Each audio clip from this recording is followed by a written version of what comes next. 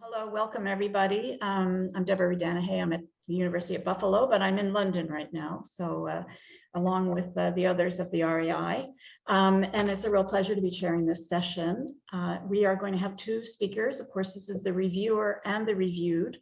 The reviewed is the book Burgundy, A Global Anthropology of Place and Taste. And the author is Marion Demossier, who is a professor of food and social anthropology at the University of Southampton. And in addition to this book, which we will be discussing today, which was published in 2018, she has published two other monographs, Wine Drinking in France and Hommes et Vin, as well as 3 edited volumes. And Marion will be speaking first, and then after that, we will have the reviewer. And our reviewer is Rachel Black, who is an associate professor of anthropology and chair of the anthropology department at Connecticut College. Her most recent book, published in 2021, is Chef de Cuisine, Wine and Work in the Professional Kitchen. And it followed one other monograph on an Italian market and 3 edited volumes. So we have 2 specialists in food and wine today, and the rest of us are just very interested in that topic. So I'm going to hand this over now to Marion, who will speak a bit about the book and what she'd like us to know about it.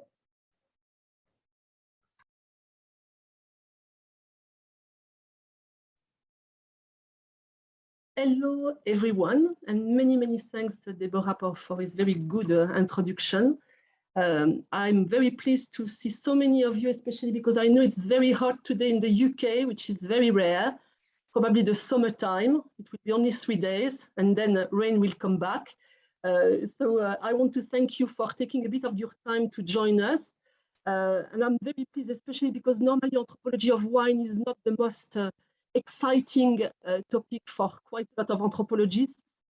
Sometimes they see it as a kind of, oh, it's easy, you pass your time to drink, and there is a lot of, really interesting encountering with the locals, but what about it?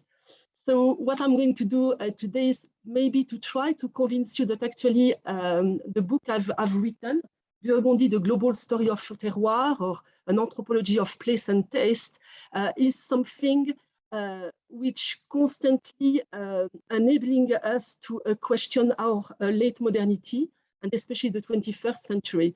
And I think, as I said, I started working on wine in the 1980s, at the end of the 1980s, studying a copper, doing an ethnography, and I ended up still today thinking more I know, less I know, and how wine is extremely helpful as a lens to question more broadly what's happening around us. And I think at the moment, the 21st century hasn't started very well. So I think I'm going to take a bit of time as well to reflect on the future of what can be done. So I don't want to take too long in the introduction, because the idea is to draw you to the book and to possibly suscite and encourage you to look at the book and buy it and read it. So what I've decided to give you as a kind of introduction is to visit Burgundy and take you there through 3 visuals and talk about what I've tried to do in this book, which has focused mainly on the anthropological study of place, people, and taste associated with wine, more generally speaking. So I'm going to share my screen with the first visual, and the idea is maybe to have a number of provocative questions about Burgundy and about its ethnographic study. I hope you can all see it. I'm going to try. Yeah, is it okay? Yeah. Fantastic. So the study, or the book, is about one of the most famous wine regions, according to lots of commentators I've met in Burgundy. At least they are very convinced that it is the case. And it's about how it has been able to craft at different times of its history a sort of idea of uniqueness of place, authenticity, singularity, and I'm following Lucien Carpic, the sociologist, and sense of uniqueness in terms of what they have to offer.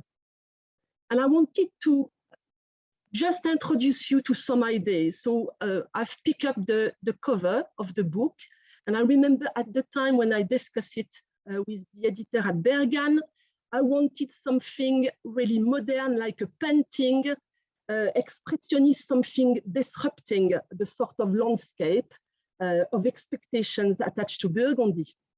And then after lots of discussions and exchanges, and also I started asking around to people, I got a feedback which was clear. It needed to be the landscape, a village, a French village especially, and the vineyard. So I thought it's interesting how landscape is presented as a kind of enduring element attached to Burgundy especially, and the kind of benchmark today of the world of wine. And I started this questioning why is it the case? And especially if you start reading about the history of Burgundy going back, centuries, very often you will see that it has changed drastically. And the landscape, for example, you had in the 1950s doesn't resemble in any ways in relation to what I'm showing you today. So I think it was interesting to think about Burgundy as a place, and I was always questioning as well, how anthropologically can you start documenting and understanding and capturing the idea of social change. And I know some anthropologists always have that in the back of their mind when they are accused by a number of other disciplines of not really, giving us a sense of how history has transformed places. So it's why when I started to do the PhD in the 1990s, as a young postgraduate, I was questioning what I was seeing constantly. And I was starting to think about what is it going to look like, what is happening there, and how is it going to be likely to change. And it's why it gave me the impetus at different sections of my itinerary as an anthropologist to question really what was changing. I was extremely lucky because I was able, when I started to get a job in the UK in 1994, to continue my kind of at-distance ethnography, living in the UK and going back and forth constantly and creating this multi-sited ethnography and long-term immersion there. So one of the major elements or point in time where I decided to go back and study it again, compared to the 1990s when I conducted roughly more than 7 years of intensive ethnography there.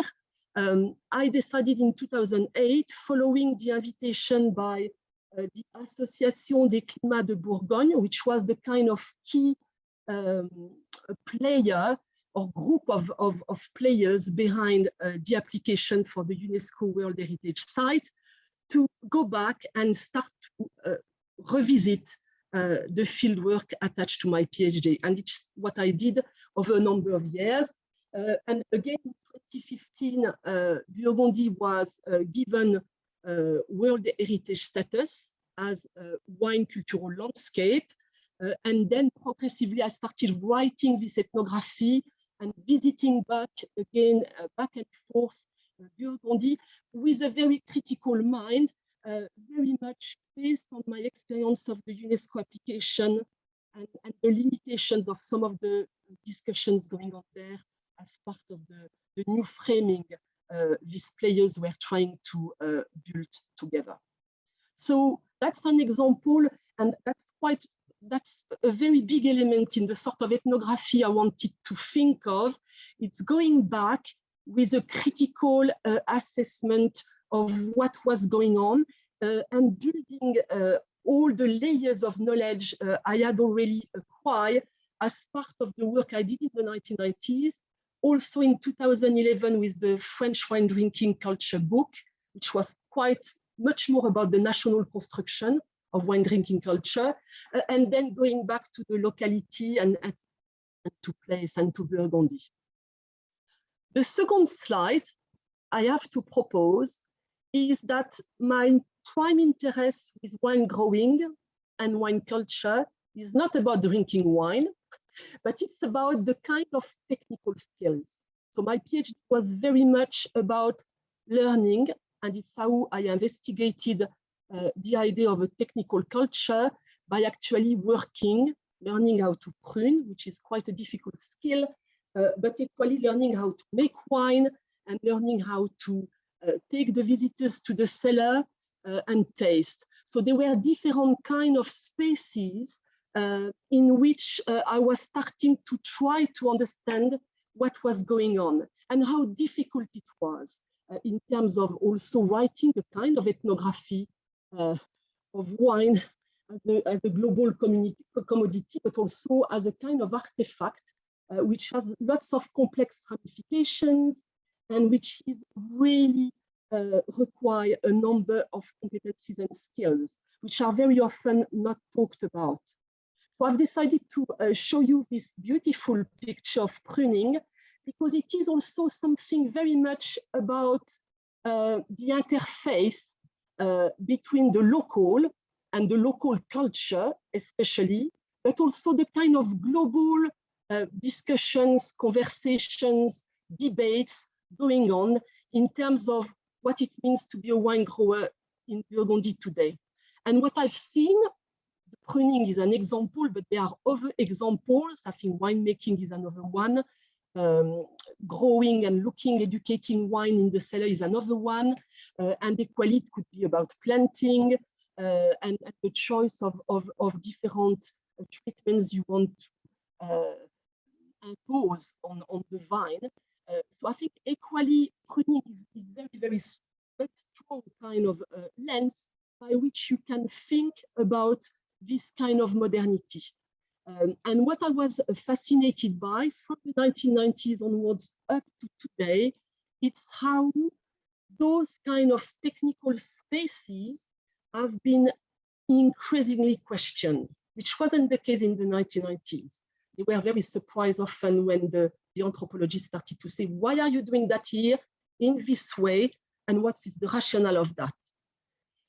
And I think equally today, when we are looking at what's going on in terms of the technical culture, there has been an increasing reflexivity on the part of the producers.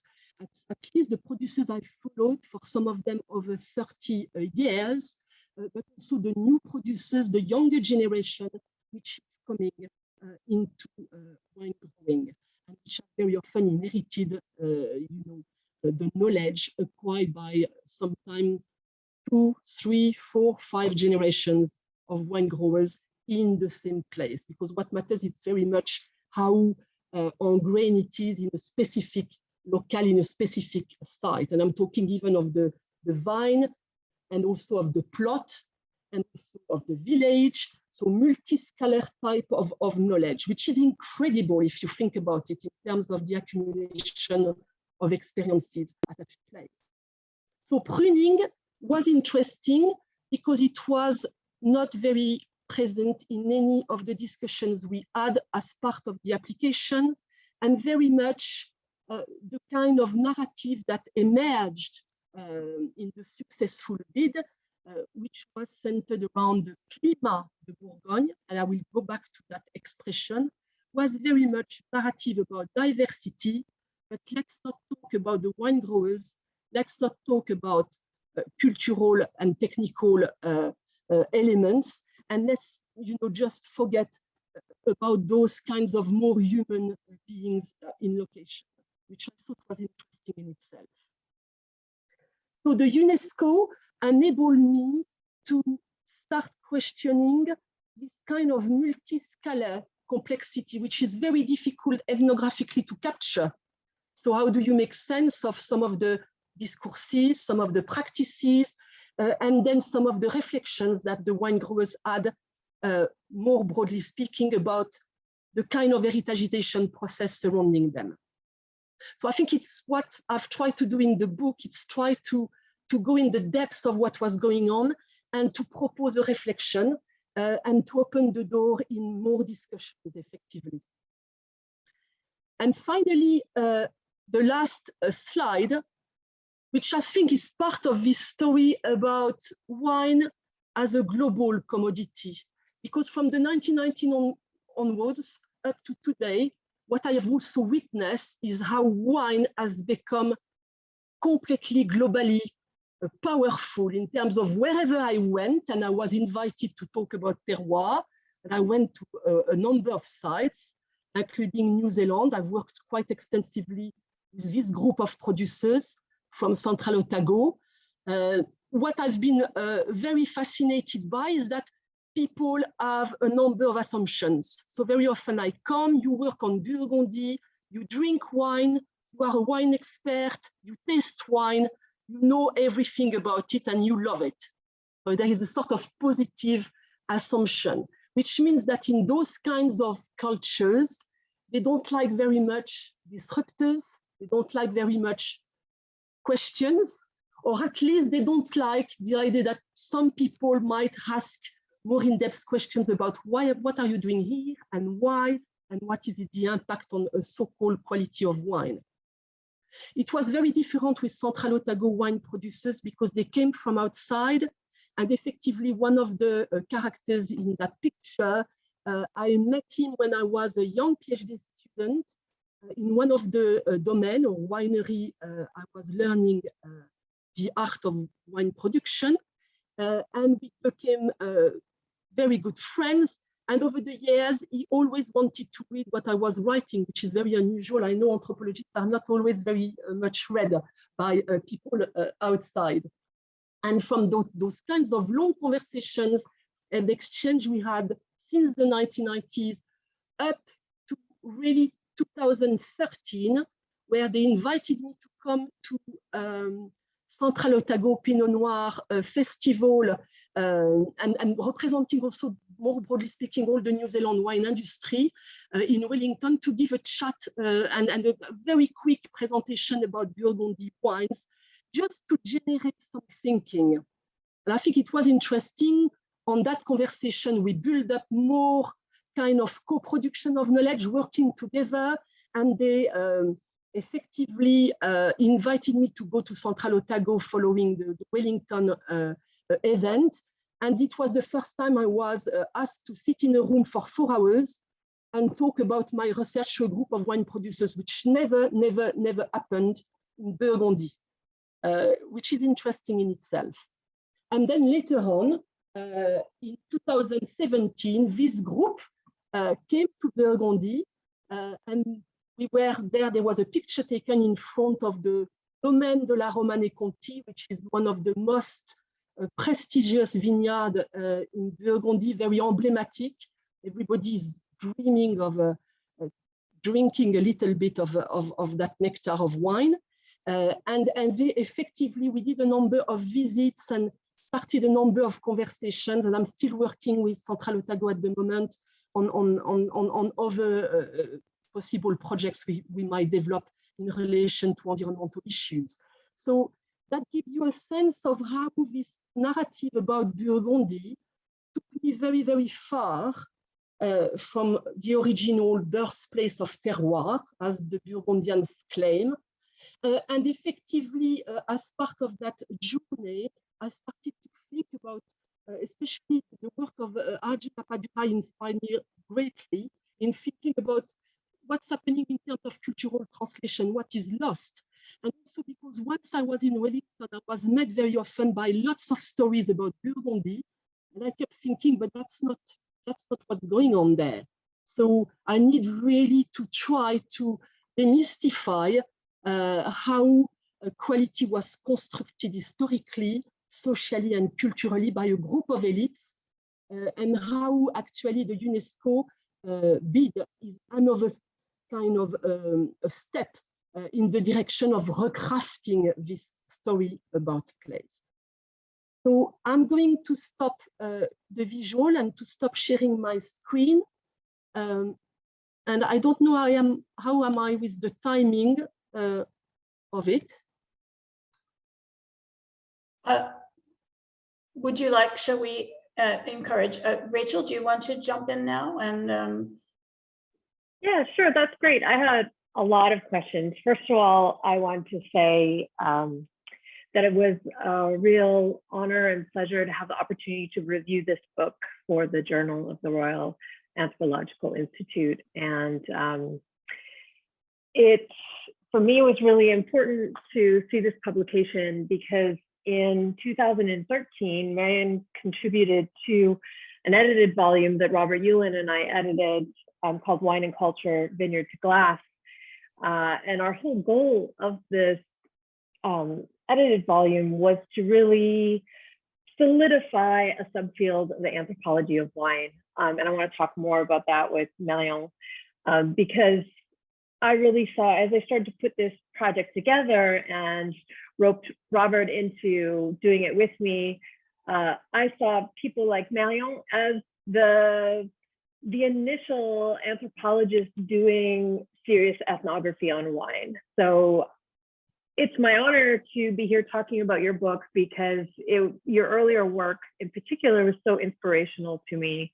And I see this beautiful, rich publication as sort of the maturing of the field or the beginning of that. And so it's just exciting to see this laying of groundwork, which I really think you did initially, and then Robert and I just brought to a little bit more to prominence and tried to gather together around some central questions. But I really appreciate about this book is not only the fact that it comes from years and years of ethnographic research, but it really demonstrates how wine is good to think and how wine is not just about wine, it's about being in the world, and that it has been sorely overlooked by our discipline. And so it's just great to see very serious work happening in the subfield. So I wanted to start off with a question about heritage and globalization, because I really see this as the central theme of this book. There are so many. I have extensive notes. I always over prepare, but it was hard to pull the questions apart because there's so much interconnection. So I have initial questions about heritage and globalization, but I see them as tied to questions of nature and naturalization and taste of place. So I think what's really interesting in the book is that you do get this opportunity through Burgundy's UNESCO bid to take a closer look at this process of heritagization, which draws into question many of the initial stories that are told by winemaking regions, in particular Burgundy, which is perhaps, like, along with Bordeaux, but I'd say more so than Bordeaux, the most iconic wine region of France. And so I was curious to see if you see the UNESCO bid by Burgundy as an attempt to stave off this homogenizing effect of globalization. And if so, can you explain a little bit more what you see as at stake here? What are the politics of this bid? I know that's a huge question, but if you want to pull it apart a little, that would be great.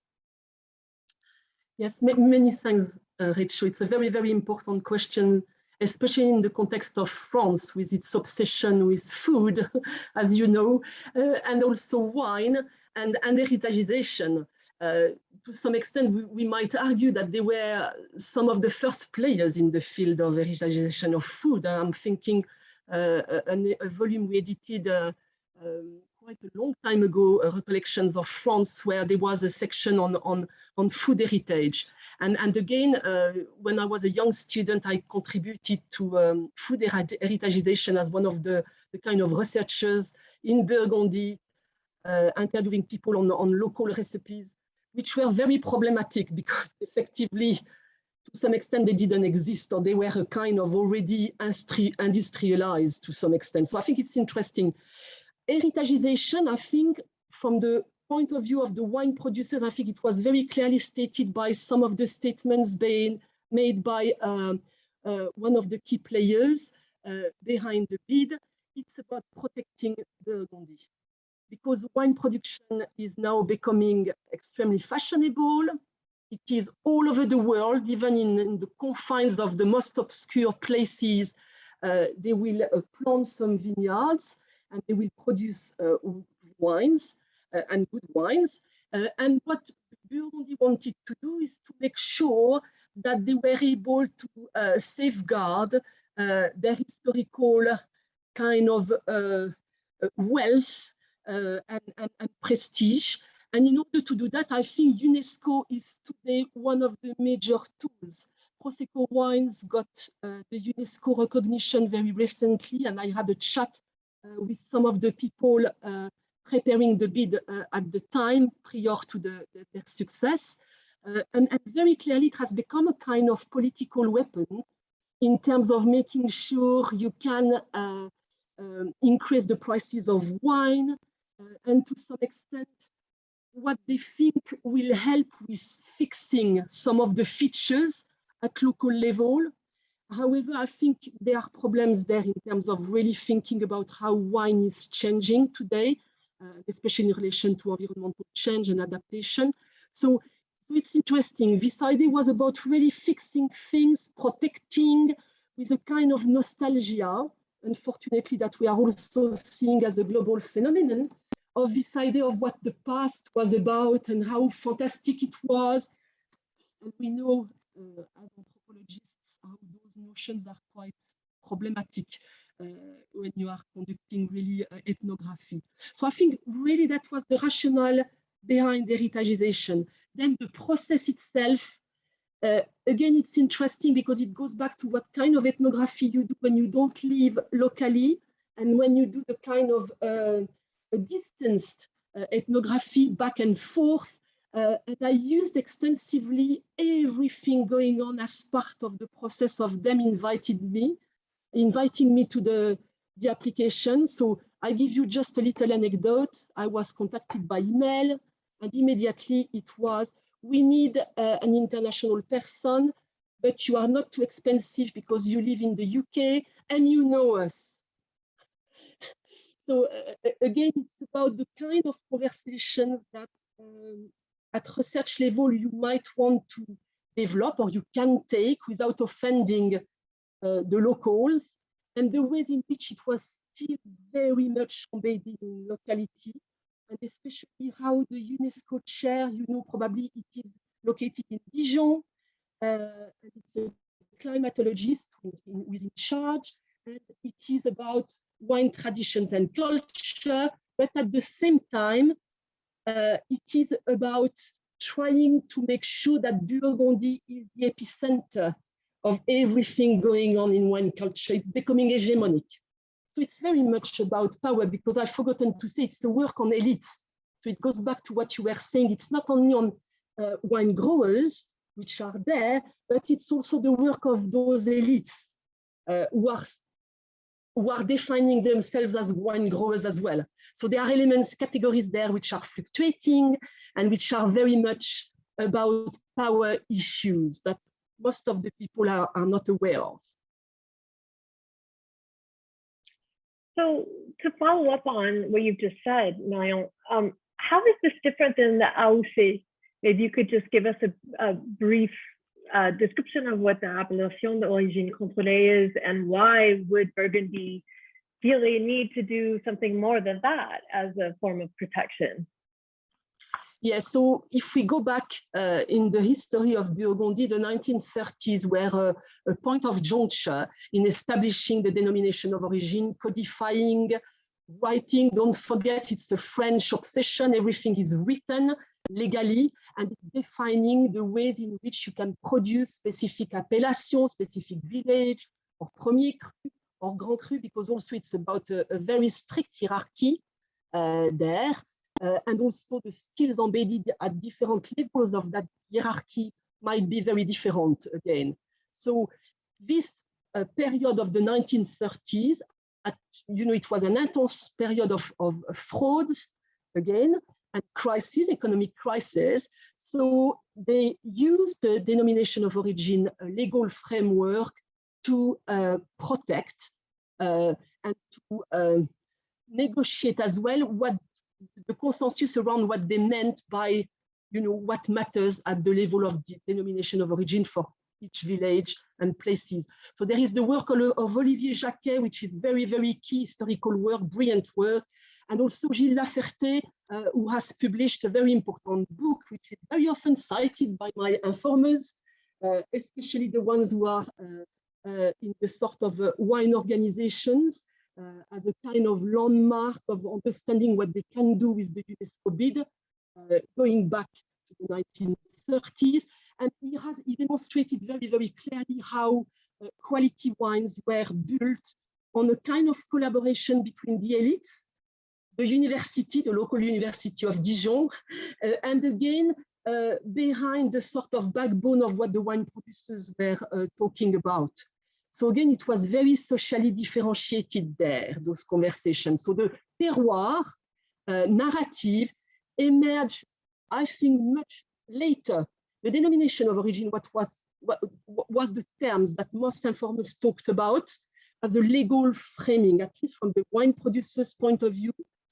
And later, they talked very much about terroir from the 1990s onwards. But very often, my wine producers never had any clear narrative about the taste of their wine.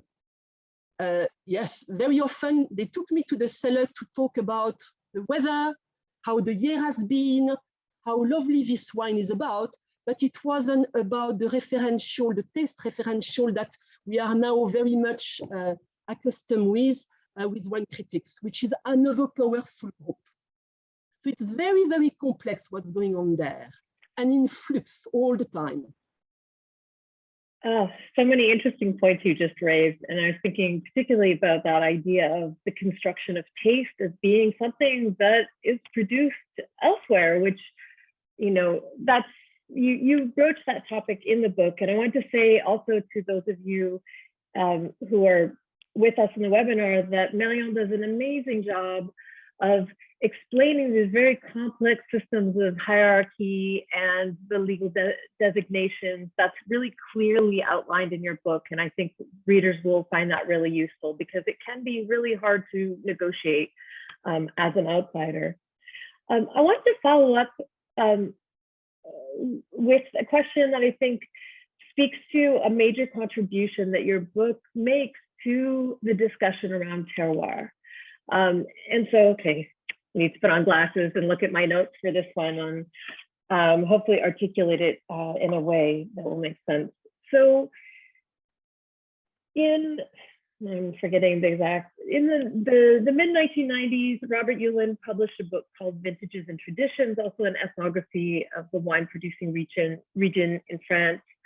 And Robert makes the argument that the concept of terroir attempts to erase and naturalize human labor. And as a good Marxist, Robert Yulin's very interested in, you know, the value of labor and how and why that gets erased through the development of the concept of terroir. And that's happening, you know, he's writing this in the 1990s when you start to really have that that term coming into use. And he argues with others that this is an attempt to create specificity and value that is tied to a specific place.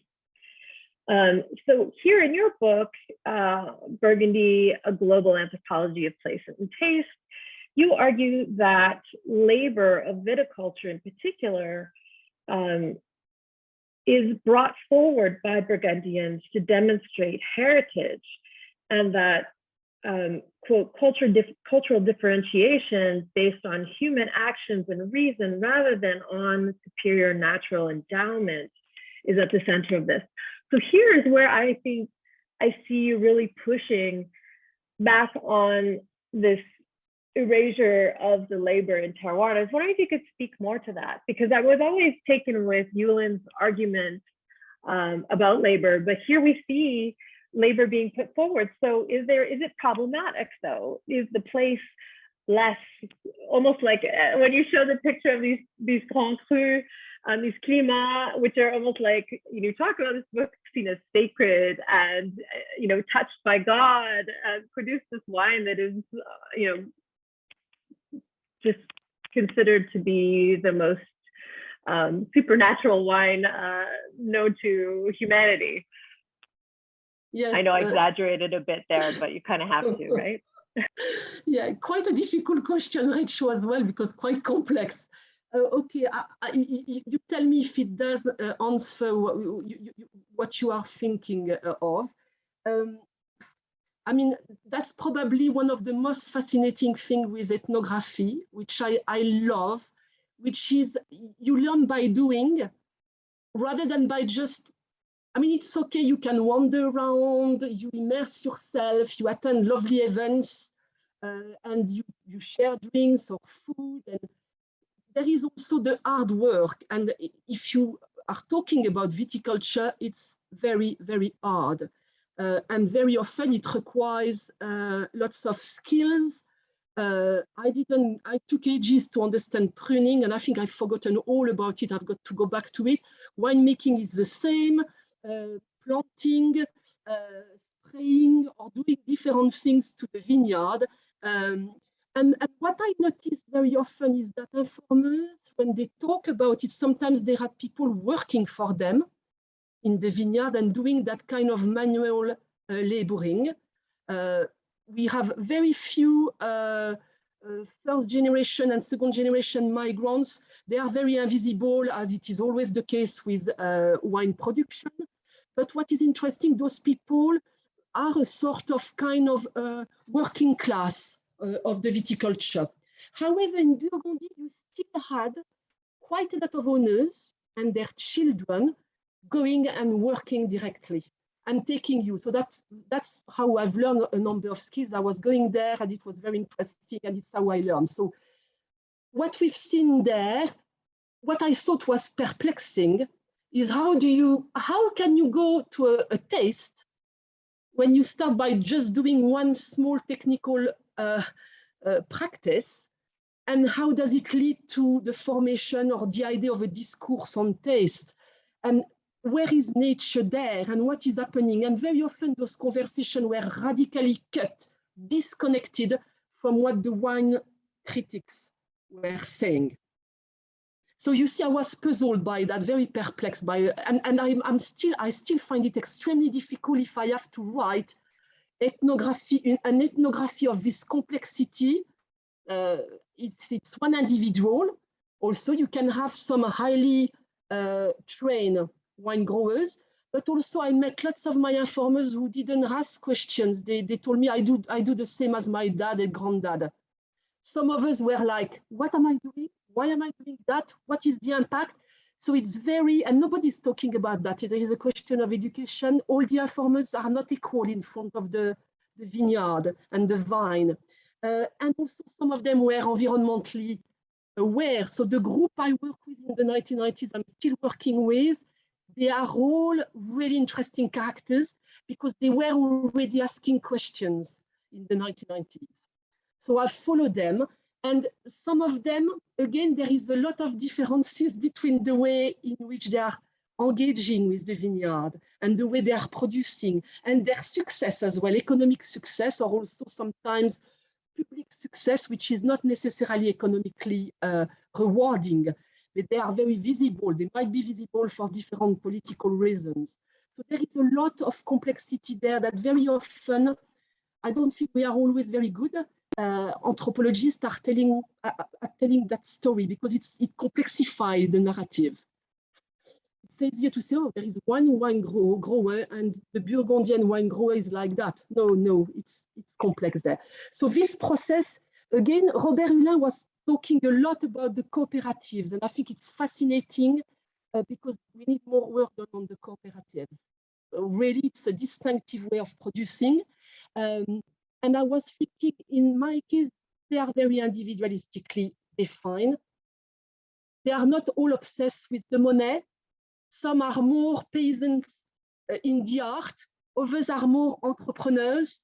Others have become millionaires, and they are very interested by the next car they are going to buy and the next property demonstrating their wealth. And it is where the mess is starting to show.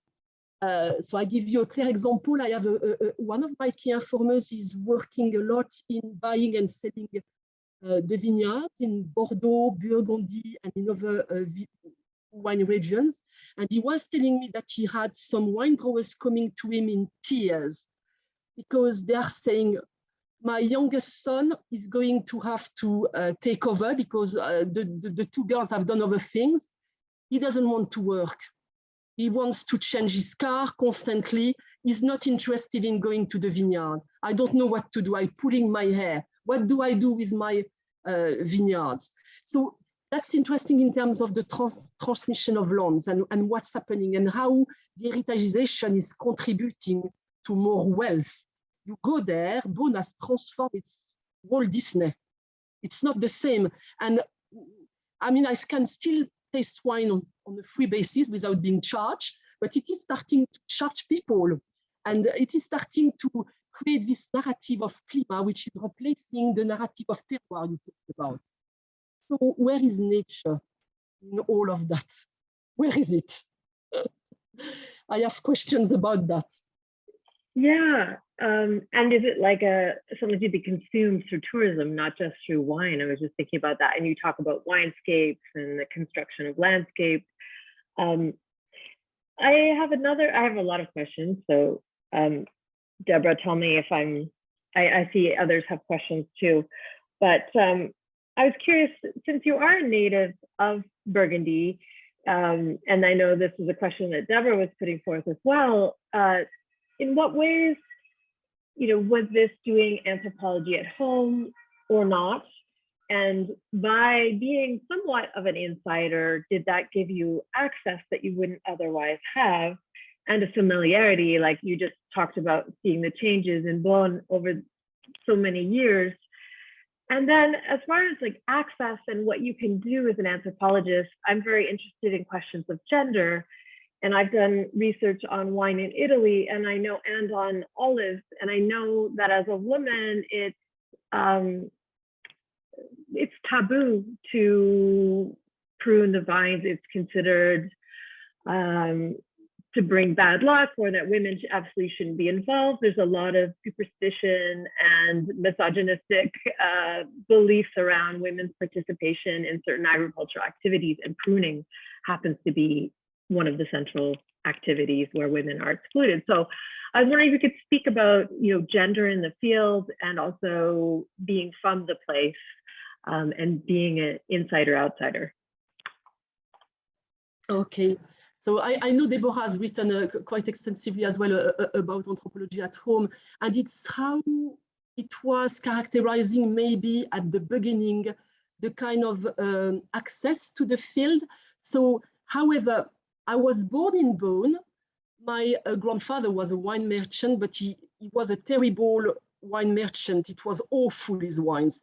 And, I remember a year after, when I was working on the book on wine drinking culture, I got a wine lover coming from Strasbourg, and I cooked him a meal, and we had an interview. And I remember he brought me this bottle without knowing. And he said, I just wanted to bring you the worst bottle of wine existing in Burgundy. And it was my grandfather. So, that's interesting in itself. So in that way, what I'm saying, I was born there, but my grandparents didn't come from here on both sides. Part is Switzerland and Germany, and the other one is Auvergne, nothing to do. My great-grandfather was drinking milk, actually, so nothing to do with wine. And effectively, we were always probably defined, and I think it's still the case with my family, Demossier there, as outsiders, a bit eccentric. And I remember one of my informers told me once, when I was doing the PhD, he said, Mario, you will never belong because you don't have 3 graves in the local cemetery. Saying that you needed that kind of very long-term positioning in the local context to be identified as okay. So the only thing that helped me enormously, because my father was selling furnitures for the vintage, accommodating the people who were coming and picking up the grapes, I went with him since I was little, delivering the furnitures and helping. And I was taken to the cellar, I observed, and I thought it was a fascinating world. I never thought I would write a PhD on it. And then when I started doing studying anthropology in Dijon and then Paris, I was actually thinking I wanted to study, to go to study Africa and to do anthropology in Africa. Unfortunately, my father became ill and I had to do my master in Burgundy. So again, my supervisor, Claude Rivière, an Africanist, told me, don't worry, it's another tribe, you will be all right. And he sent me and I was there. So effectively, I wouldn't say I was doing anthropology at home. I never felt entirely comfortable. I had access to entering the field. Then I was lucky because I ended up becoming very friendly with this group of a handful, more or less, they were less than 10 young wine growers, female and male, new generation, were part of a local association called the Young Group of Young Wine Professionals. We became very friendly. I did lots of work with them. I helped them. I attended some of the selling of wines. And I think it did help me to have a good sense because they were all at the confines of the group and of the main characters there. So it gave me a sort of outsider view of what was going on. And then I followed them over the years and they became my friends for some of them. And now, actually, I'm working with one of their sons who was 4 years old when I started and who is now in his 30s. And I'm picking up on what he's doing and how he's going to change things. So I wouldn't call that anthropology at home. I had knowledge about the place. My knowledge was very socially differentiated because it was about wine merchants and it wasn't about wine producers. And it's only the field work I did over 10 years, working with the Ministry of Culture locally, making a film, doing various conferences, publication, exhibitions that gave me a grounding. And then it was easier for me to just go back and forth and do at distance because I have the knowledge. I do understand what's going on and what they talk about immediately when I go back. But I think it will be like for any other anthropologists, once they've been immersed, it will be the same. So I don't think the fact I was local did help or did stop me to, maybe it's an obstacle probably more today in terms of the kind of local and how they want to manage and control the knowledge about place. So there is also the linguistic dimension, publishing in English and not publishing in French. The French get quite upset about that. It's like you are betraying, you know, or you are in exile. So I think it does maybe address this question of anthropology at home. I think it's more complicated. It's about, like any anthropological work, it's more in terms of going back and forth and always wanted to go back to viticulture and wine, anthropology of wine. The gender dimension you talked about, I haven't thought. I haven't. Did they try not? Did they say no? You can't do this work. That wasn't an issue. No, but I transformed myself in lots of situations.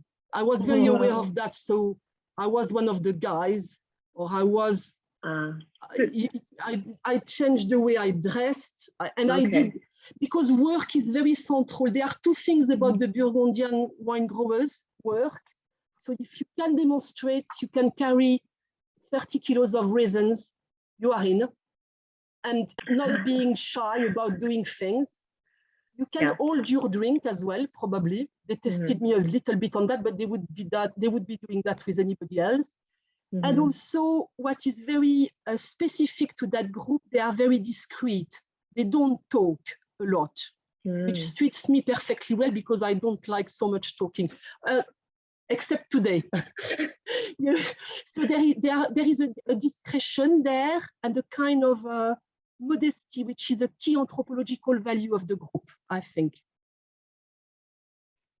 It's fascinating because I was, you talked earlier about transmission of knowledge and you discussed this further in the book as well. So I was curious about, whether there was an openness to transmitting some of this knowledge. And also I thought it was interesting how you talked about, the inability to articulate that transmission. And I think that that's not uncommon.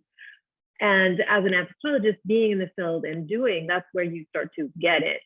And I imagine you're familiar with the work of Cristina Grasseni, who has focused on this idea of good looking and how one learns, she is very engaged in anthropology of the senses and says we need to reconsider, the sense of sight and how we've, put it aside for too long, but this idea of how do we evaluate things with our eyes, and she's looking at the dairy industry in the Italian Alps around Bergamo.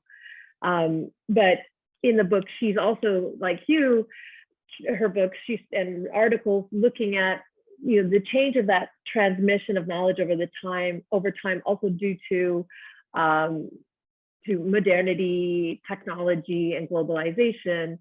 And I had a lot of questions too, maybe thinking a little bit about, you wrote a chapter about New Zealand and wine there. And I was thinking as I was rereading it and listening to your introduction, also about how especially American winemakers tend to travel to do vintage other places to learn. Of course, they all want to go to places like Burgundy, but also they're going to places like Australia and New Zealand. And I wonder if you saw any exchanges there in this globalization of wine knowledge, because everyone can go study enology and viticulture in Dijon and have that same knowledge base and be of the same club. But there is this tendency, I think, amongst this younger generation to have more of a global knowledge based on actually being there and participating and working in the place. It reminds me a lot of what anthropologists do. They go, they work, they have conversations, they drink wine together, and there's that exchange there. So I was wondering if you could speak about that a little bit. Yes, completely. That's part of the kind of element or key theme I wanted to look at in more details. And effectively, it's why I left, it's the idea of Appadura, follow terroir, which I thought was incredibly useful and fruitful in that sense. And I ended up going to different locations and people telling me and repeating this Burgundy story and also showing me specific aspects of terroir, or not showing me other aspects. I'm thinking of the British wine producers who deny that terroir exists and didn't take us when we were doing some of the kind of research, ethnographic research. We were never shown the landscape, which was, I thought, was very interesting in itself. So the transnational dimension is very key. It's historically also very important. Unfortunately, it's not studied by anybody. The agronomists are not necessarily discussing it. The historians, they are not thinking about it, but there has been a circulation of people, circulation of techniques, circulation of skills, circulation of plants as well, which, I've got lots of stories that the New Zealand producers told me about hiding away some of the Burgundy plants and planting them when they came back. Lots of anecdotes there, but effectively it's also about, to some extent, the history of varieties, plant varieties. I think it's fascinating. History of yeasts as well. Nobody is really investigating those kind of themes, and I think we need more anthropologists to think about that, because I think to some extent it is about mobility of commodities, repackaging, but it's also equally about the kind of narratives surrounding the circulation of those things. And I think, I saw the work of Anna Zing is very inspiring in thinking about it outside the box. So I've got to go back and read her and her again and again, because I'm thinking that would be very interesting to have a transnational kind of approach to both plants, Pinot Noir, and also I was thinking the other day, why not writing a story by pretending I am the Pinot Noir plant? And why did they craft me with the American plant? And what am I doing there? How can I escape? You know, those kinds of stories. So again, it's my argument about questioning globalization and questioning transnationalism, questioning what's happening, following things, which I think is a very useful ethnographic mode, even if it's quite difficult to put in place to do that. So more ideas. I know some young anthropologists are working in the field of wine now, following the publication of your book. There is a new generation of really interesting young anthropologists, and that's the sort of questions they are asking. What do you do, and how nature is repackaged and circulated to some extent? So exciting. I might jump in now because we have 4 questions. And Rachel, maybe we can return to your dialogue, which has been so fascinating, watching the both of you who are so knowledgeable in this area, exchange ideas. It's been really fascinating. And I think that actually the first question builds a little bit upon the idea of the story of terroir. And I really like the fact that you use the phrase terroir stories in the book. So I think I'd like to kind of go to some of the questions now, going from actually the first one and through a little bit. So we have Emma who asks about the construction of terroir, not just used by the wine producers in Burgundy, but how do outsiders use it, and scholars, this notion of terroir. And, you know, I was thinking myself that not only does the wine circulate, but you have been circulating.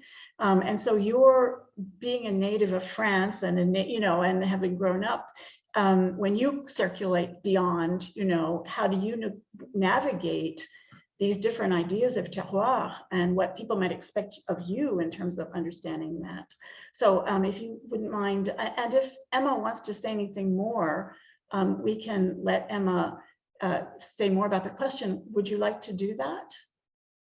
You can, maybe Haneen can jump in and suggest. Yeah, so Emma, if you'd like to say more and elaborate on your question, you can raise your hand and then we'll go to you. And otherwise, Deborah, there's also, yeah, she has raised her hand. So we'll go to that first, and there's also another raised hand by Bruce. Okay. Okay, Emma's hand is raised. Okay. Let's look at what Emma wants to say or comment. Hi, can you hear me? Yes. Yes. Okay, perfect. Yeah, well, my curiosity was really how terroir is used. I find that a lot of times, especially in wine talk, that there is a big difference between how professionals within the discipline use it, so how they use terroir, how they talk about it, versus how outsiders do. So just there is this kind of translation that needs to be done, especially for people who are not within those realms. But you speak about it a bit in your book, but how really producers, people who are very hands-on with it, they don't have that same perception of terroir and what that means. And so, talking about the taste, talking about, the certain words, barnyard and horse blankets and all those types of things, how that doesn't actually necessarily translate to the actual people making it. So, yeah, I was just wondering about whether you've run into that kind of stumblingly, that kind of idea of terroir and how you, decipher that. Yes, many thanks, Emma. It's a very good question. And effectively, there is an article that I have found very helpful. It's the work of Geneviève Tell, the sociologist. I mean, she started, I think, at the end of the 1990s to work on taste, especially trying to analyze taste. And then her work has moved on to terroir. So she has published extensively on that. What there is, I think you're right, there is first an important element is that terroir has become extremely fashionable. Everybody's writing terroir from across a wide range of disciplines, which I think, as Deborah was saying, it does contribute to render the definition more obscure and more problematic. Then also what I've seen with specific expert groups is that terroir is sometimes used discursively and linguistically, but effectively, when you start asking questions, people have no idea what they are really talking about, or they are not going really into the depths, or they are facing sometimes you ask precise question and they will say, oh yes, I haven't thought of that, or no, yes, I mean, maybe that's not the right word. So there is that element as well of terroir becoming problematic.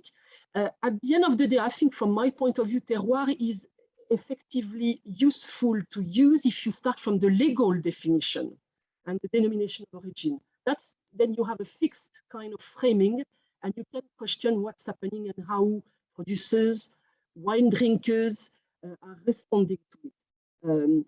Across disciplines, there has been lots of battles. I think the geographers are really key to quite a lot of writing about terroir, and then they've been joined by a number of other disciplines, and still when there are presentations, sometimes there is a bit of the battle coming back, and who you cite and who you don't cite.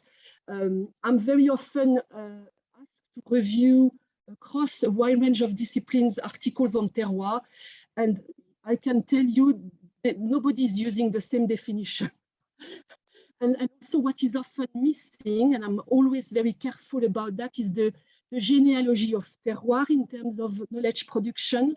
And I'm trying to, at least within anthropology, to make sure that we go back to the people who have written about it. And the issue is also we have to work across different languages, which might be problematic because all the publications are in English. So I'm always trying to make sure that we have those conversations fully acknowledging who has written and how. So I don't know if it does answer your question, but I think you're right.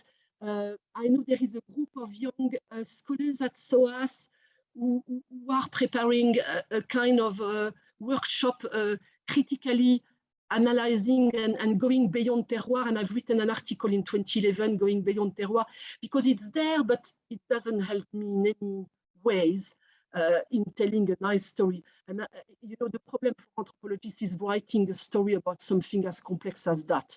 And what kind of genre can you adopt to make it sure that everybody will read? And I think other disciplines, unfortunately, don't necessarily read what anthropologists are writing, which is unfortunate, I think. So I don't know if I have answered your question. Yeah, that's great. Thank you so much. Okay, we have another hand up. Bruce.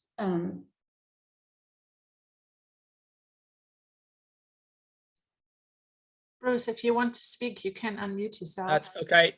Ah. Can you hear me now? Yes. That's great. Well, thank you very, very much, both of you. I'm afraid I haven't read the book, but I noticed that you mentioned China. And I visited Yunnan with a PhD student who was looking at wine growing there. Reflections from your interviewees about the Chinese getting involved in this market. I think they may even have been growing Pinot Noir, I'm not sure.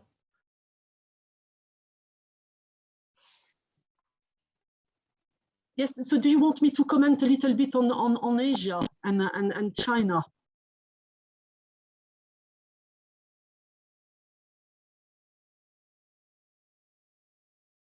I'm not sure if we've lost you, Bruce. It looks like you may have a not so good connection.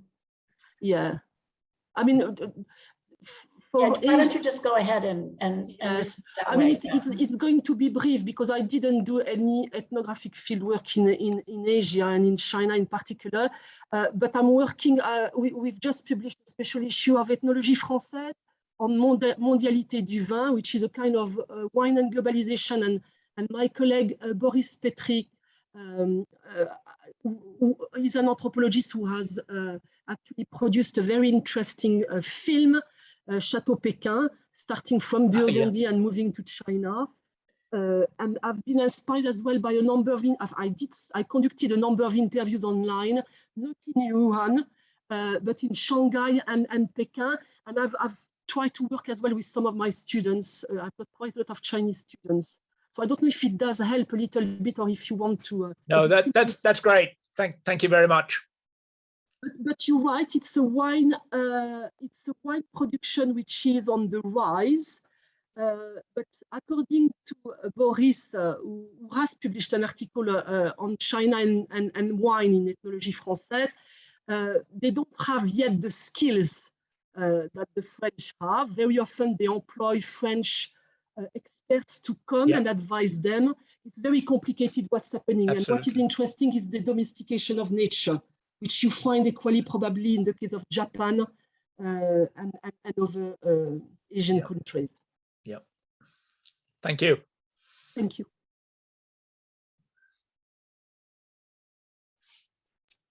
We don't hear you right now, Deborah, you mute. Question by Mark Anthony Arseño, thanking you, and then saying, wonder if you could speak a bit about the role of a changing climate in Burgundy on the cultural responses of wine growers to their practice. I imagine you have been able to notice the difference yourself during each of your visits. And I don't know whether they would like to raise their hand and elaborate on this, but that made me think about, the use of the word climat versus terroir by the wine growers. I was thinking myself a lot about this notion of climat, which can be social and physical, but it also refers to the changing climate, the changing social climate and the changing physical climate, geographic climate. But is Mark Anthony still with us and would like to? Yes. Oh, with hand up. Okay. Yes, Mark, you can speak. Hi there, Marion and Rachel. It's again, thank you for this wonderful discussion. And I know I met Rachel briefly a while ago, and Marion working with you briefly as well. Just thank you both for the work that you've both done for this field. But yeah, I'm just curious how that region of France is recognizing climate change. In my own research in Eastern France, it's definitely something they're thinking about, and not something we're necessarily talking about here in Ohio, where there's obviously differences of opinion of what we can or can't do, but with something that needs at least 3 to 4 decades up to mature, it's not something we can easily change. And so how are people in Burgundy looking at the future of wine and what they can or can't do within those limits?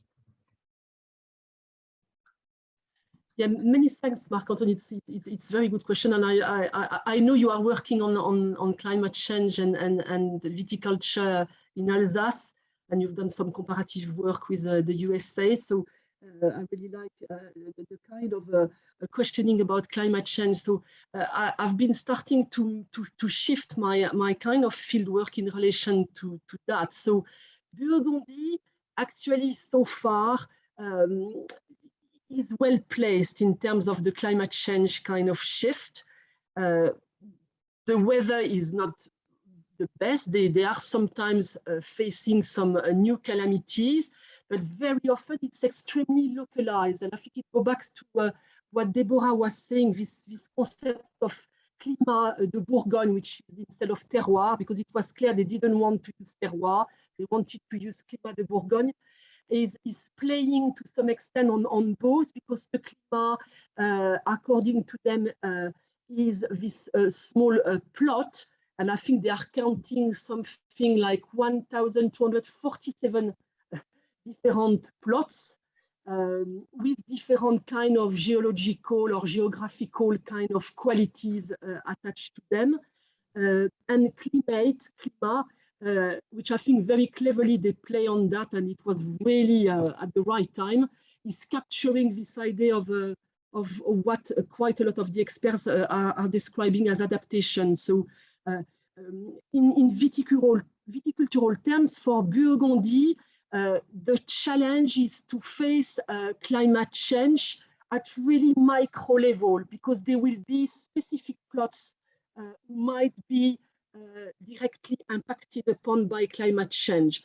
However, I think it's an important part of the discussion of what I'm trying to look at the moment, and I don't know if it's the same case for Alsace, is you have on one hand the environmental change agenda, climate change agenda, which is coming now very, very visibly in terms of the kind of local discussion.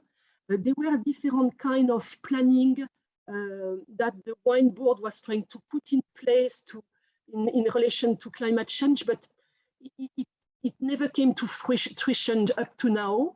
And on the other hand, you have, more broadly speaking, what is transforming radically Burgundy at the moment, that there may be ramification or connections between the two. It's the environmental shift. It's the fact that more and more producers are starting to question what they are doing.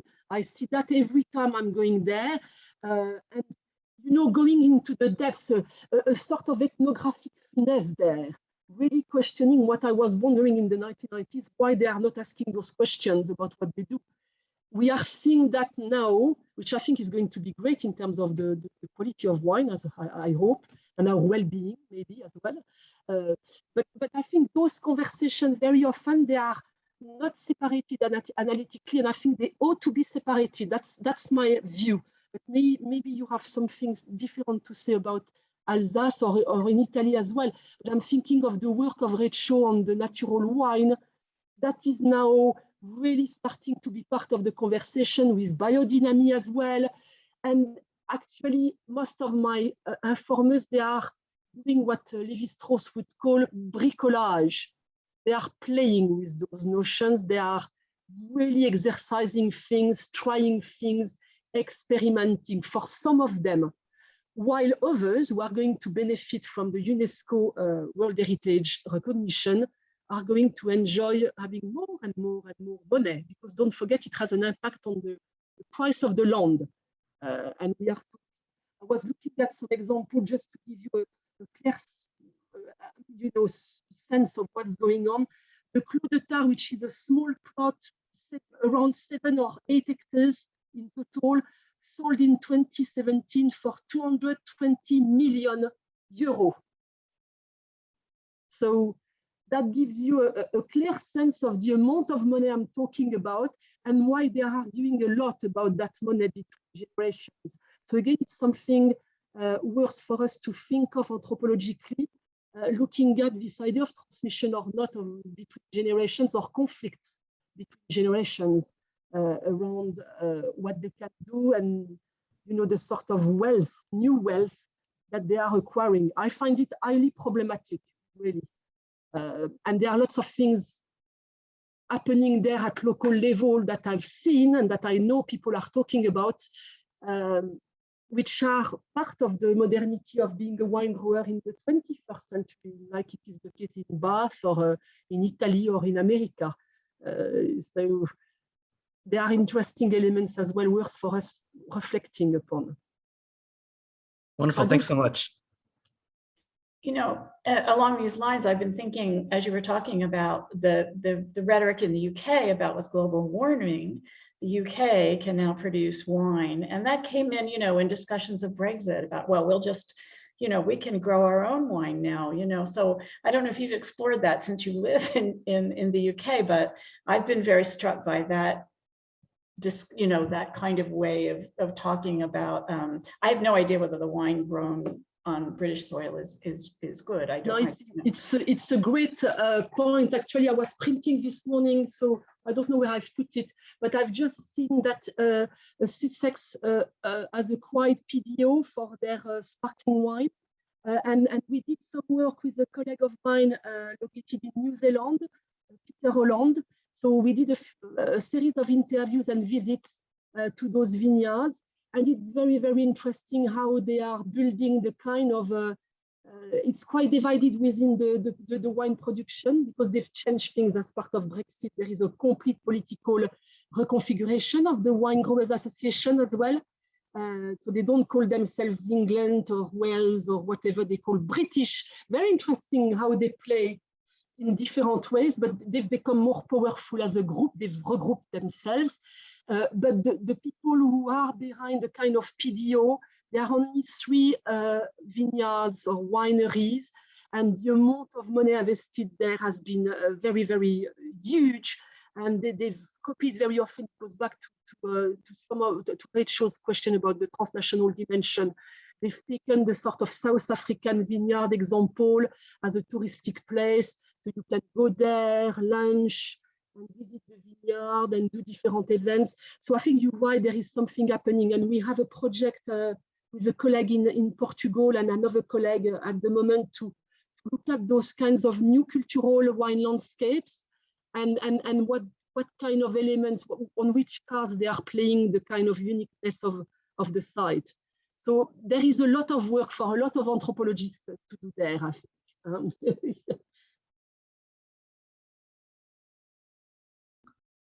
There's another question. I don't see any hands up right now, but there is another question by Elena Daniela, who's asking a question getting back to the comment, I think when Rachel was talking about Robert Euland's work too, about how terroir tends to downplay human labor. And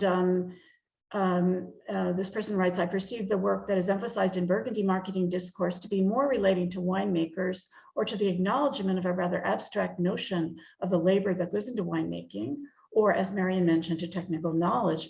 The question is whether migrant seasonal work plays an important role, and is that acknowledged in the image of the Burgundian heritage? And I don't know, again, if this person would like to raise hand and elaborate upon that. Good question. I think I know the answer because I know a lot, but. I can see that Elena also has raised her hand, so let's see. No. Yes, no. Yes, hand is raised. Hello, I guess you can hear me, yes? Yes. Yeah. I repeat the thank you that I wrote. I'm very excited to hear you today and thankful. Yeah, the question I think is exactly in the way in which I wrote it, but I just wanted to briefly add that it's also for me, it's clear that seasonal migrant work is quite relevant for this region, but I had in my mind also the fact that I don't know how diverse the types of let's say, yeah, labor or work contracts there, how diverse they are, because there are very small vineyards where owners and a few people can work, but there are also the large vineyards where many people come seasonally, and I actually don't have any deep knowledge about this thing, and I find it quite relevant for the discussion. Yeah. Thanks. Many thanks, Daniela, and I hope you are well. I want to draw the attention of the audience as well to your book, I think, which has just been published, I think, on Moldova wine. And I know you work, as you know, very, very well. So you are part of the new generation of young scholars contributing to anthropology of wine. So thanks.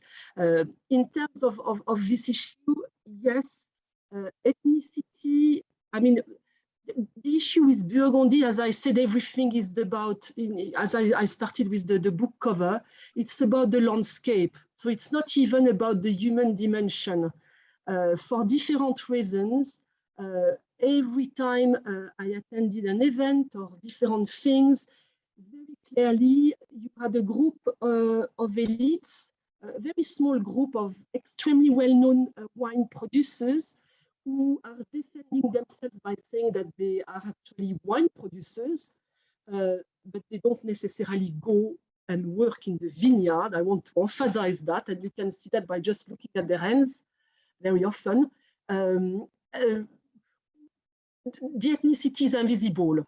So there are a few foreign workers, but very often we have, after decolonization and Algeria finding its independence, some of the workers came, but equally we find them as owners. So we had a few Pieds Noirs and a few Algerians working in the vineyard. But again, I would say you can count them on your hands to actually argue that they are quite rare. Even for some of the bigger wine estates, I haven't noticed. There is a kind of dominance of white workers. That's very, very clear. And very often, at least in the 1990s, and also it is still the case in some of the vineyards I've been going during the, observing during the vintage, they are still relying on a kind of faithful group of workers who take some annual leave during the vintage, for example, and will come and help.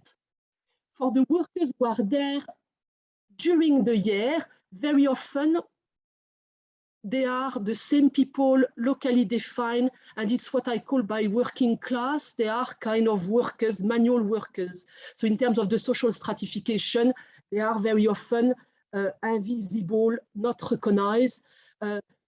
But it depends again on the winery, because sometimes some of the families have those connections that they have built over the years, and some of those workers are very close. Some of the ones I've known, they were at one point the babysitter of the children, and then they went back to the vineyard to prune, and then they went to do the vintage. So it was very interesting how flexible that kind of workforce was. But what I can say is that very clearly they were quite ethnically defined as white. And I don't know if it's a peculiarity of Burgundy or if it's because of its location. I am not sure. I think it's something I might also investigate, but I hope it's helpful in terms of what you wanted to, what you asked about of Burgundy.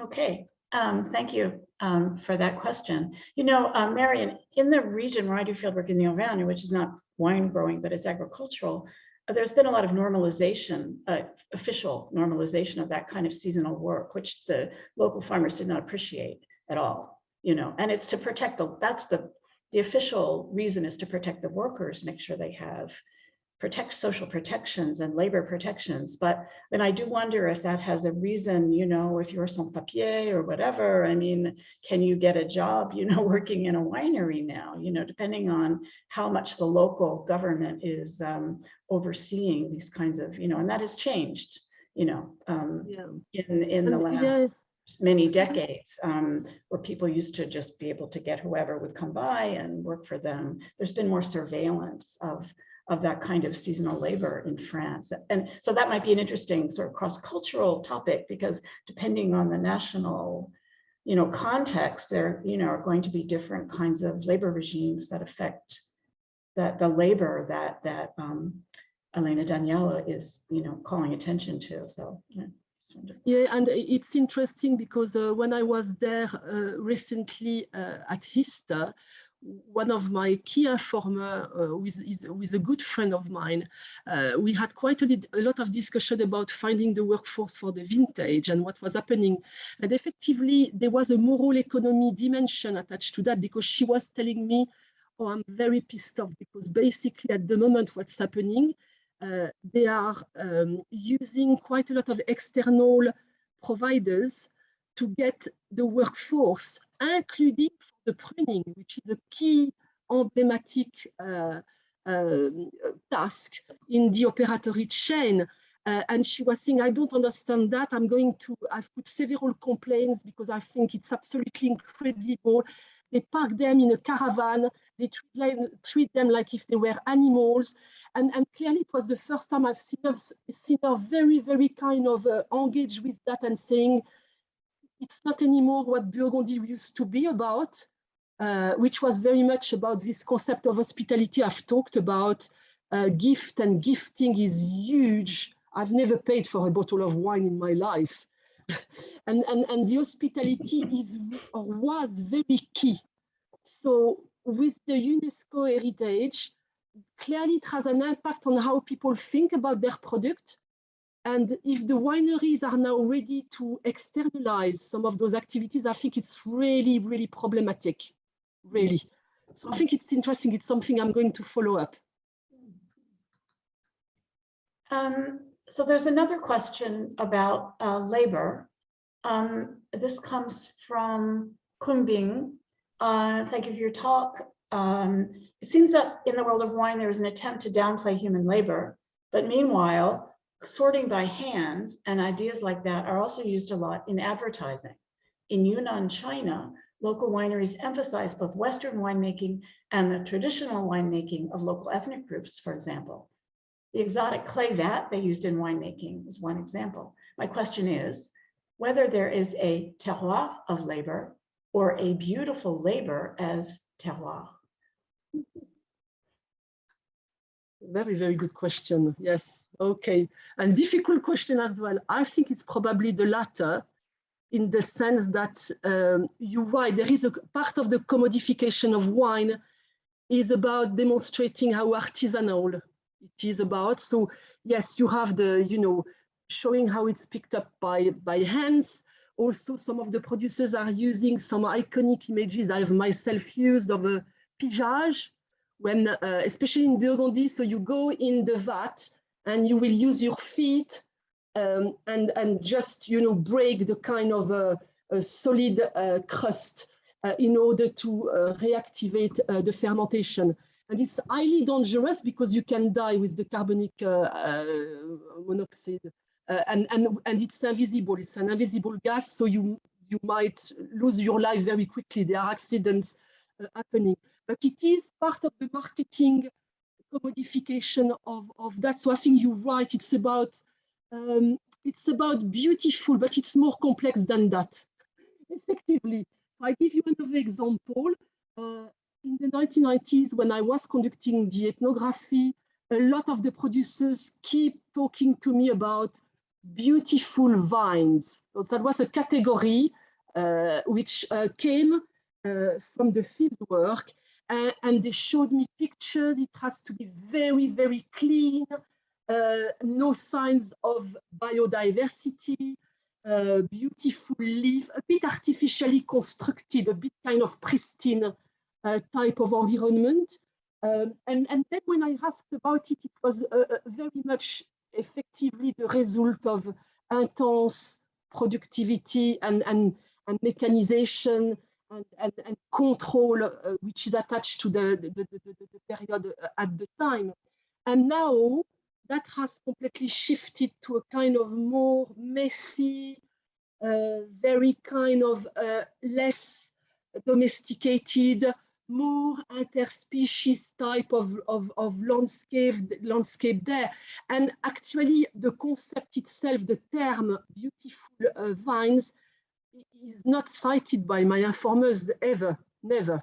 So there are things happening there, and I guess there must be some connection between, on one hand, the marketing discourse and if they appropriate it or not, because it's what they did with terroir to some extent as well. They partially appropriated it, while at the same time acknowledging that, for example, they can't describe the wine as a wine critic because they don't have necessarily, and they don't want to talk about taste in wine in that way. They want to sit down around the table, have a lovely meal, and drink a bottle of wine. So again, unfortunately, ethnographically, there are more complexities. It's why I find it quite difficult actually to write about it more and more, because you open a kind of a very different kind of strategies there, and part of the commodification and the globalization, but also people disrupting that more and more, increasingly saying we want to be, having a different kind of relationship to the product we are producing. So it is also going on at the moment, and I guess it's because it's a huge period of transition as wine culture is concerned today, because I see it as a kind of a messy commodity today, because lots of things are there in transformation, and part of that, for example, the office of the International Office for Vine and Wine. I've been working with them, with a group of anthropologists. Some of them are here, like Daniela, and very clearly they are understanding that there is a point at the moment where everything is transforming, and wine becoming acknowledged by the WHO as an alcohol product rather than a cultural product, is questioning the profession and how they are going to tackle that, and how health is also has to become part of their conversations. So it is messy.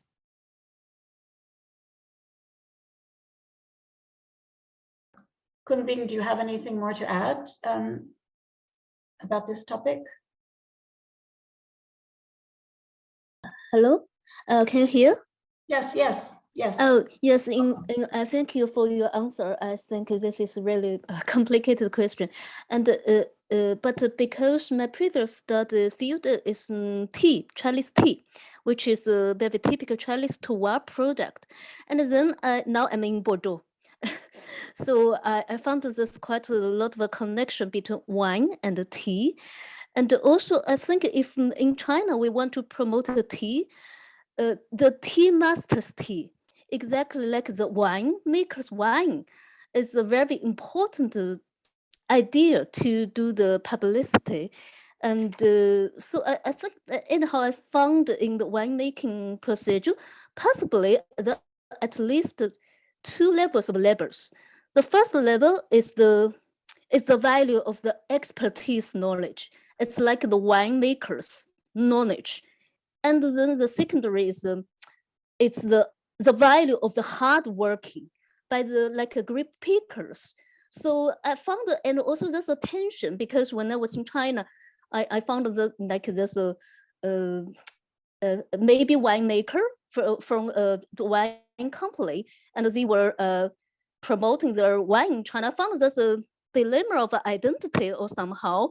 On one hand, they have to behave like a businessman, very talkative, very smart. And on the other hand, if you want to emphasize, oh, this is a tradition, and with our company, this vineyard has a long tradition, hundreds of years, you have to emphasize, oh, my family is from a farmer family background. So I found there's a tension of this, like 2 identities. So it's just my feeling about this tension of different levels. Okay. I don't know, maybe can clarify more.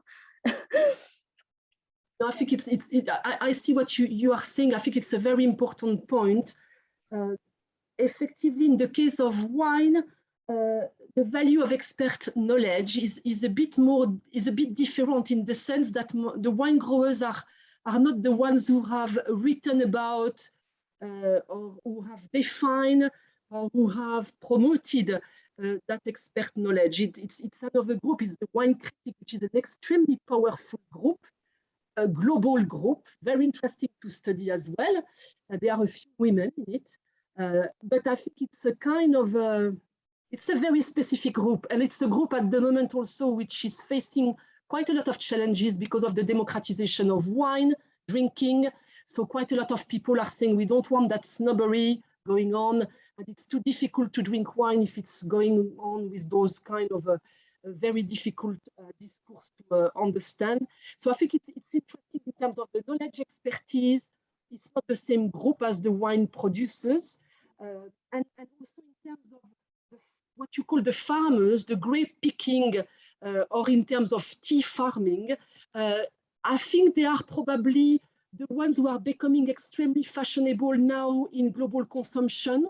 So quite a lot of consumers are ready to pay an enormous amount of money, especially even younger consumers, to get to the authenticity of what you are talking about, the farmer, getting connected directly to the producer, sitting around the table and having a kind of authentic experience. So I think it contributes to the broader discussion about connection, disconnection of our societies, and how quite a lot of people are looking for something more authentic or more truthful or directly a kind of direct connection there. So I don't know if it's helpful there, but I think tea is a very interesting commodity again. It has probably its uniqueness. Equally beer, there are lots of things going on with beer, which I think you can draw some parallels with the tea culture and the wine culture again, in terms of the taste discourse and the kind of artisan beer or artisanal kind of production. So I think it's a very interesting area of research. Thank you very much. Thank you. Thank you.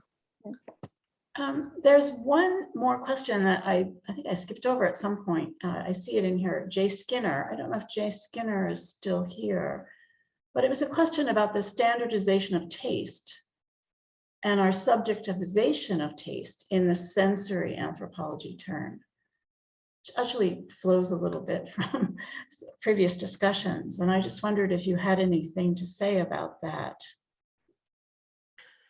Yes, I think both processes, I think there is on one hand a standardization of taste in terms of, for example, the material that is used, the ways in which some practices are shared, some of the new trends that some of the wine producers are adopting, while 30 years ago they were mocking those kinds of techniques. I remember several conversations, especially with biodynamic, for example. So on one hand, there is a kind of uniformization or standardization going on there, but effectively, ethnographically, again, I want to insist with that. If you are really studying what they are doing, each one individual in charge of one plant, there will be huge amount of extreme differentiation going on between wine producers, and it's very difficult to objectify really what they have in common. So I think it's both processes. I wouldn't say there is only standardization. There is also extreme differentiation because each wine grower has the unique way of making its own wine and having this kind of, specific types of question they're asking to the plant and what they do with the wine in the cellar. So we have both processes going on in parallel. I really think it's not all about we are becoming one big world. Equally, we are becoming extremely more differentiated on the basis of that, I think, as wine is concerned. Yeah, I was just going to ask Rachel if you wanted to come in a bit now. Yeah. Yeah, because I had a question that relates to this and thinking about taste and in some ways the hegemony of the taste of Burgundy. And, want to broaden this out. I have a feeling, Marion, you are a Pinot lover, and this is definitely about Pinot Noir, but I would say it's also about Chardonnay. And so these have become, what's interesting is these are grapes that are so tied to the identity of Burgundy, but have been known, like here in Italy, they're called the international grape varieties. And they are grown here in Piemonte and with more the Chardonnay than Pinot Noir, depending on the region, but their acceptance here is varying. But we see these grapes being grown in all parts of the world. But when we think about, I shouldn't be using we. I'd say when people who in the wine tasting world think about what Chardonnay should be, what Pinot Noir should be, whether they admit it or not, there is some sort of gold standard, which is the taste of Burgundy, Chardonnay, and Pinot Noir. And as people who drink wine know, Chardonnay from California can taste very different from Chardonnay from Burgundy. And same with the Pinot Noir from New Zealand versus that from Burgundy. And that has to do with a lot of different factors from what you were saying earlier, from the clones that are used, the actual plants are different and often are adapted to those specific climates and growing, the growing regions. As well as the technology used in their production, their placement, and then the processes used in winemaking and oenology. And I think also there, it's interesting to talk, and this is something that's another topic. I would love it for someone to pick this one up. And maybe it's a good segue into a discussion about where does the future of the anthropology of wine lie. But talking about yeast, and natural yeast versus to the other extreme, genetically modified yeast. People don't talk about that, but that is there are ingredients in wine, and it's not just grapes. So I don't know if you want to speak to any of that. Yes, more food for thought there, or more wine for thought. Yes, so in terms of I think you're completely right. In terms of what's happening with plants such as Pinot Noir and Chardonnay and how emblematic they have become of a specific locality and of Burgundy especially, and then how actually they've been circulating, adapted, or sometimes rejected because they didn't work very, very well. Equally, and it's quite surprising, but some of my wine producers, when they were cultivating and planting Pinot Noir, they always had also some of the local Pinot called Pinot Bureau. So they were all varieties there. And I think it's still the case because there is a kind of new rediscovery of old varieties. I think Italy was driving that change.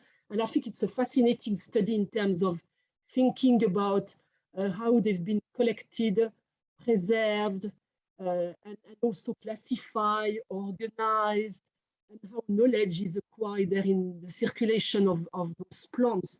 So there is both a bit of experimentation going on. Some of my wine producers are still experimenting, especially the female wine producers. They are very often innovating, thinking outside the box, and if they are well established, economically speaking, they will try different things, even if the father is very often criticizing them. So there is both that sense of standardization again going on, but also renewal, rethinking, rediscovery. And I mean, to what extent climate change is going to promote those kinds of ways of thinking about place and plants, I have no idea, but it's a good point. And in terms of the yeast, you talked about that, and it's interesting because I've started to do a bit of work maybe on beer. And I was talking to somebody who works for Carlsberg in Denmark, and actually they have, the Foundation Carlsberg has the biggest library of yeasts in the world, with the oldest, the most oldest one. I was completely surprised by that, dating back 1800, some of them.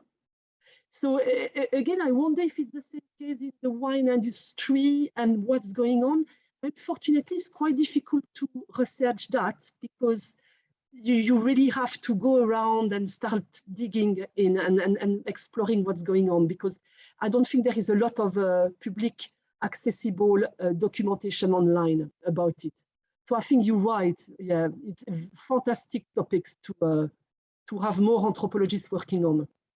The invisible labor of yeast. Next article. Yeah. Follow yeast as well. Yes, that's interesting. Yeah. But please, Rachel, were there any other points that you wanted to pick up on that came out of the Q&A? I think, as we come to end of, I have a million questions, but I'm most curious to hear where Marion sees us going. There have been a few points that have come up as potential for further research, and I know that you've been very much in touch with doctoral candidates and people just starting out doing this research. So I was wondering if you could speak to maybe some particularly exciting projects you've heard of, or ones that you think would be worthy of consideration. Yes, so I'm not completely sure where it's going to take me, because I've tried to get an EAC funding. So I worked for 2 years on climate change and environmental futures, wine environmental futures. So I was very keen, not necessarily actually to focus on Burgundy, and yes, maybe I'm going to leave Burgundy and go somewhere else, but thinking about it in terms of the kind of a possible global, my dream was a global ethnography to have different postdocs, researchers all over the world, and think about the various threats and challenges posed by climate change to a wide range of wine regions. And sometimes you think, okay, I haven't been successful, it's very disappointing. But however, I had a number of very useful conversations, and especially with scientists. And I know some anthropologists have worked with scientists quite a lot extensively, however, even. So I'm very interested in actually going back to this idea of climate ethnography. And I know you are working on that as well with olive oil. And again, it's the Americans like Susan Crate who have inspired that kind of agenda. But more broadly, I wanted also to capture what I was talking about, which is the environmental shift that I've seen happening in Burgundy. And I'm going to start maybe working across or with a number of other disciplines and see what comes out of that. So it might be, probably it will be still located within the confine of France, because I'm working in French and Francophone studies as well, but maybe opening the door of what's happening in terms of managing climate change and this concept of adaptation that scientists are using extensively, which I think is problematic. What does it mean, adaptation? So, you know, there will be a number of field works I might start putting in place, but you know, very often it's a question of funding and what you are able to do within a given time. And I think we haven't talked about that, but I know if some PhD students are here or postdocs, it's the idea that the ethnography you do is not the ethnography you were able to conduct when you were a PhD student, even if I know it's limited now because it's only 3 or 4 years of field work and writing. And it's about this idea of what kind of ethnographies I might be able to develop there. So at the moment I've started going back, starting from Burgundy, but I think it is likely that it's going to be open maybe to the Languedoc or other regions. And there is a big conference in Bordeaux on the week of the 3rd of July on terroir climate. So I'm going to present, you know, the sort of project I had in mind and see what comes out of that and how scientists and agronomists especially react to it. So it's trying to work across various disciplines. I would like to do that. I think it's very, very interesting. I think it's exciting work that really needs to be done. And coming back to where we started, you know, it's not just about wine. What can wine tell us about climate change and specifically the cultural elements of it? And if we see wine as cultural heritage, then what are the impacts on human cultural heritage? So I think there's a lot to be said about the world through wine, through that topic as well.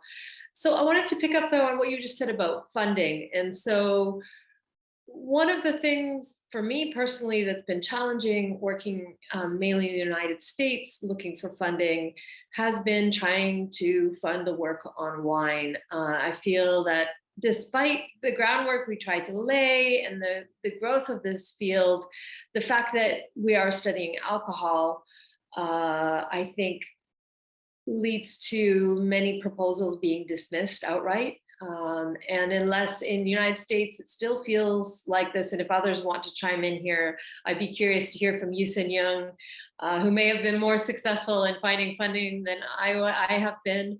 But in the US, unless you're studying alcohol from the prevention perspective, it can be very hard to find funding from big agencies like National Science Foundation, for example. So I think that is potentially one of the big barriers to continuing this research.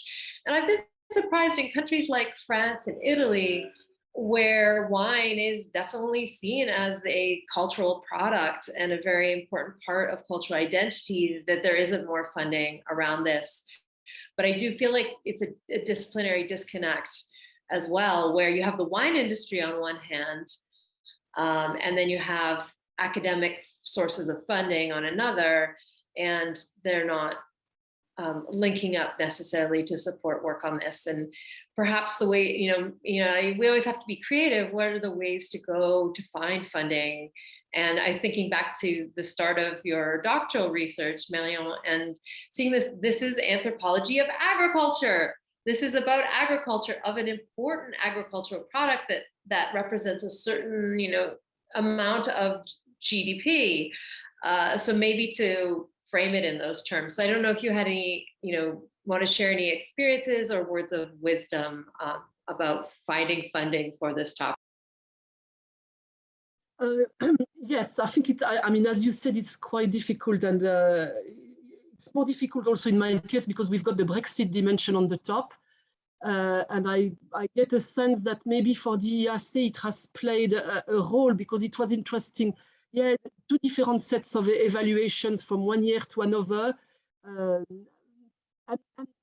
effectively, I had one evaluator who said something like, but why wine?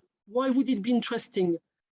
So there was clearly something there in terms of how it does play into the equation.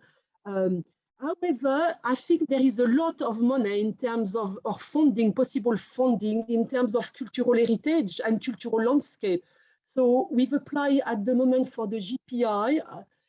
We'll know in a few days if we've passed the first stage on wine culture as cultural landscape. And I guess that's the sort of ways by which you can enter and continue your work by formatting it in a specific way and framing it in a specific way. That was the word I was looking for. And there is another thing, and I think it's interesting because Daniela, who is here, will remember that we had a series of workshops organized with the committee, the LOR committee of the wine, International Wine Organization. And we had two contributors, and it was very interesting to speak to this organization for the first time. And what was absolutely incredible, they didn't know that anthropologists could work on wine. That came back very, very strongly several times as part of our conversation. They were very puzzled by that. And they were starting to read some. So we had this group of anthropologists. We circulated quite a lot of the work, your work as well, Rachel, lots of the work there on anthropology of wine. And the interest came, started to develop very, very strongly. Yeah? So I've given them two kind of expert talks in different, so it's very often, 2 days before, you have 15 minutes presentation to do on one topic. And one of the topics of interest, which I think they would be funding, and maybe some of the people in the audience might help us with that, because I've been thinking about it and I find it quite difficult to work on that from that angle. What they would like to see is work done on wine and health. So, which is quite interesting. And I wonder why we find it so difficult. I find it quite difficult to write something about wine and health. And I'm not talking about the health paradox.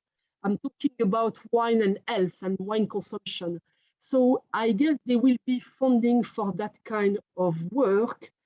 And I know anthropologists don't necessarily like to position themselves by saying, well, there is a problem with alcohol consumption and health issue or health concerns.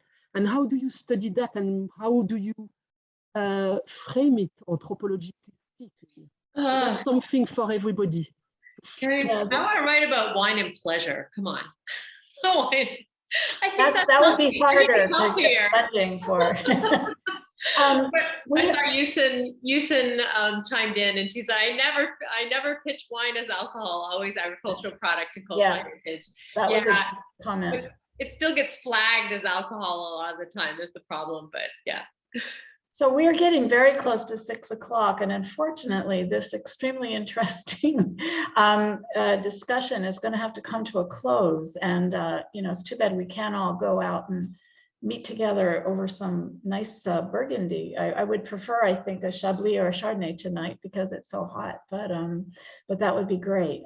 So thank you, both of you, very much for this really stimulating event. I was really happy to be sort of in the middle of it and immersed in it, and I really, really enjoyed it. So I'm going to hand over to Haneen, who can tell us more about how this, in terms of the chat. And if anybody has any other questions, I think there's still time to put it in the chat, and Marion will still get it. Yeah, that's an idea. If you still have a question that we don't have time for now, you could put it in the chat or in the Q&A, and I will share it with Marion after the event, and maybe it will inspire her or it's so important that she gets back to you or something like that. But I can share questions afterwards, and also anybody who has missed the chance to get the links from the chat, I'll make sure there's an email going out a day after the event, in which I'll include those links as well. So you can do some further reading if you like.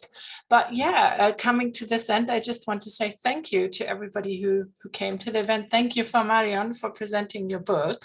Thank you, Rachel, for presenting your review. Thank you, Deborah, for chairing the event. I think this was a really, as somebody is already saying, is a great panel and really interesting, and is a lot more that could be discussed there. So maybe there has to be a part 2 in some way. So, but for now, I'm wishing everybody a wonderful evening or rest of your day. So thank you. Thank you, everyone. Thank you.